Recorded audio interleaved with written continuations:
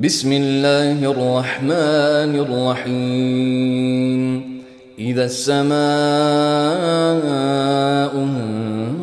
انشقت وأذنت لربها وحقت وإذا الأرض مدت وألقت ما فيها وتخلت وأذنت لربها وحقت. يا أيها الإنسان إنك كادح إلى ربك كدحا فملاقيه.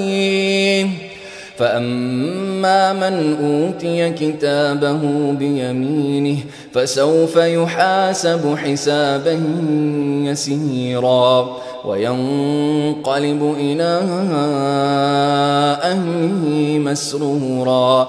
وأما من أوتي كتابه وراء ظهره فسوف يدعو ثبورا ويصلى سعيرا إنه كان في أهله مسرورا إنه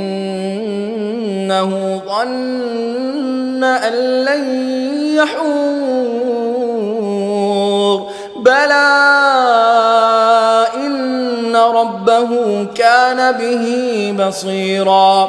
فلا أقسم بالشفق والليل وما وسق والقمر إذا اتسق لتركبن طبقا عن طبق فما لهم لا يؤمنون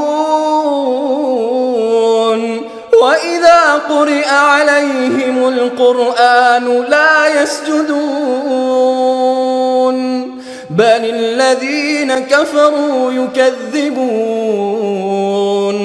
والله أعلم بما يوعون فبشرهم بعذاب أليم إلا الذين آمنوا وعملوا الصالحات لهم أجر غير ممنون.